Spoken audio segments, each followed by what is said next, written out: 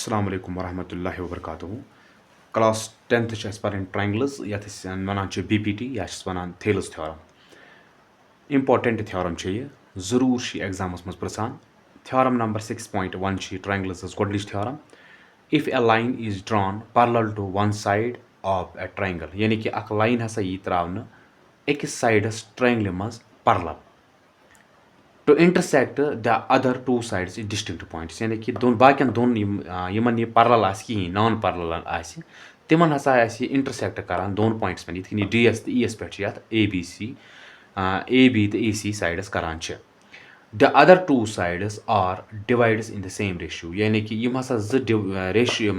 Sides छ यह हसा दोन इक्वल रेशियोन मज डिवाइड करान अम ब्रोह मे इंट्रोडक्शन वीडियोस मज पर्नोमुत बीपीटी हुन मसल क्या बीपीटी हुन मतलब क्या यानी कि A D divided by D B हसा हावन बराबर ए ई डिवाइडेड बाई ए सी गो अस करो यह क्वेश्चन इत कन कि गोडनेथ अ ट्रायंगल मज गिवन अगर वो ट्रायंगल मज अ ट्रायंगल मज ए बी सी हसा ABC is a triangle यह हसा अत मज क्या यह डी ई यह पैरेलल बी सी एस अम पे मे टू प्रूव कर क्या कर टू प्रूव कि डी ई हसा A D divided by D B is equal to A E divided by E C यह प्रूव कर कि अत सेम रेशियोस मज डिवाइड करान गो यम सात डी ई पैरेलल बेकिस साइडस दैट मीन्स अदर जो साइडस तिहुंद रेशियो हसा बराबर यह मे प्रूव कर बीपीटी ई वन यम सात बह प्रूव अत क्वेश्चनस कर गोड कर अत मज कॉन्स्ट्रक्शन क्या कर अत मज बह कर गोडनेथ ज्वाइन करन बह बी ई यानी कि बी ई करन बह ज्वाइन अम पतन कर ब्या डी सी ती ज्वाइन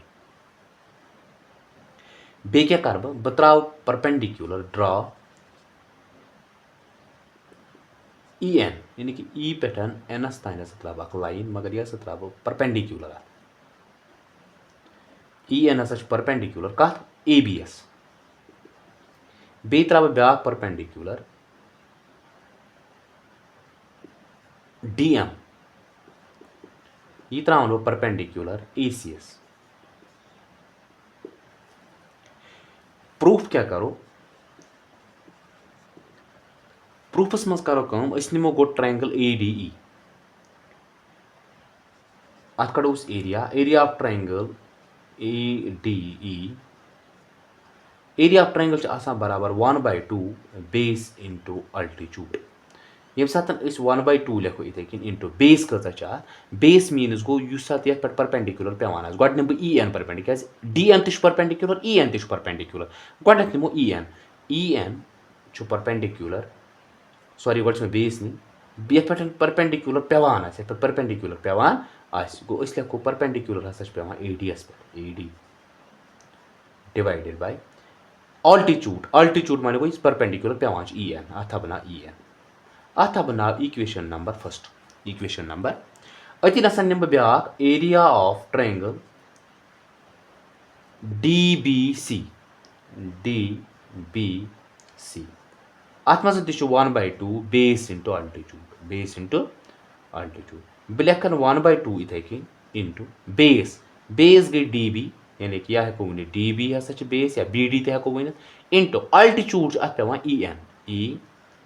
लेकिन ये ई एन हसा अल्टीट्यूड पेवान एक्सटीरियर यम सात मे इंट्रोडक्शन वीडियो पर्नो मे दोप अगर हसा कह ओब्टूज एंगल ट्रायंगल अत अगर हसा अल्टीट्यूड अत हमेशा अल्टीट्यूड एक्सटीरियर नेबर कन क्या अत हेक इंटीरियर अल्टीट्यूड कहें इथे कन यह डी बी ई यह ट्रायंगल अत अल्टीट्यूड नेबर कन सह ई एन अत अल्टीट्यूड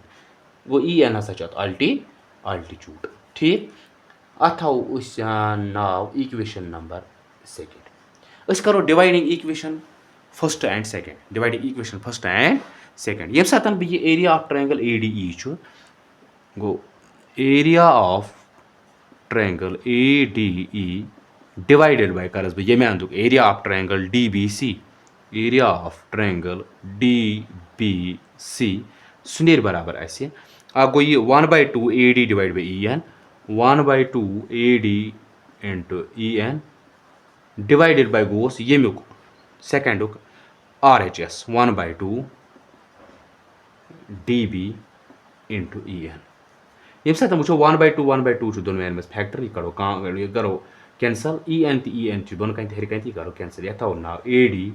divided by DB अथा उस ना नंबर्स मज फर्स्ट योर था वैसे रोमन गिनती मज ये फर्स्ट सेकंड एम पता निम ब्या ट्रायंगल बे यह area of triangle ADE go area of triangle ADE is equal to 1/2 base into altitude 1/2 base into altitude so go 1/2 into base क्या छस base छ अस यत मजन वंकन यत AE क्या altitude वंकन DM न्यून go AE divided by altitude छस DM अथा बनाव equation number 3 Roman गिनती हुंद एम पता निम ब्या triangle area of triangle DCE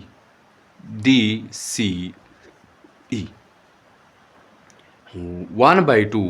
base into altitude base into so go 1/2 base छ अथ वंकन सेम साथ वो DCE की ट्रायंगल निमोन यसन बे यो डिलीट कर दे इसी ट्रायंगल DEC अथ ट्रायंगल मज DEC की ट्रायंगल अथ ट्रायंगल मज हसा अल्टीट्यूड पे DM EC हसा छुस क्या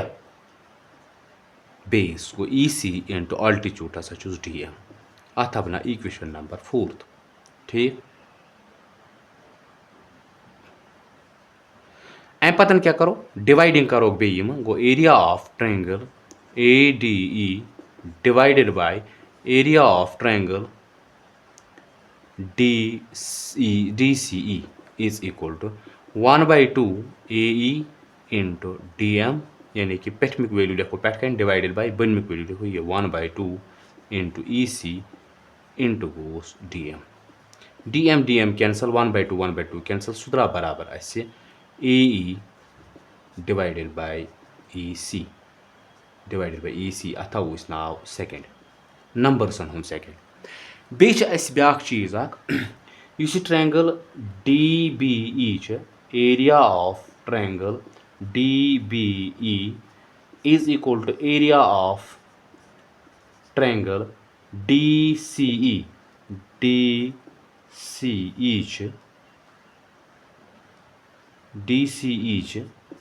अमन आसान इक्वल एरिया क्या ट्रायंगल पैरेलल लाइन दोन दरमियान बनान बे तमन सेम बेस यह तो 9th मज थ्योरम पर्म कि ये ट्रायंगल बनान दोन पैरेलल लाइन दरमियान और बे तमन सेम बेस यानी कि DE दोनवेन मन बेस तेल हसा तमन एरिया इक्वल गो उमन हसा एरिया इक्वल अथा बनाव यह थर्ड यम सात बह वो from equation first, second and third we get numbers on third first equation क्या है मैं first equation चे मैं क्या area of triangle ADE divided by area of triangle DBC is equal to इस AD divided by DB is equal to ये बराबर area of triangle ADE divided by area of triangle DCE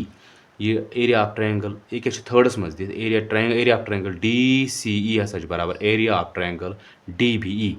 area of triangle DBE एम जाय लिखो यह is equal to ये बराबर पान कथ मजन AE divided by EC ये सारी पान इक्वल गो दैट मीन्स तेल AD divided by DB is equal to AE divided by EC ये प्रूव कर AD divided by DB is equal to AE divided by EC ये prove कर ये prove one BPT theorem यह important exams मज जरूर पसान ठीक बाकी वसलाम।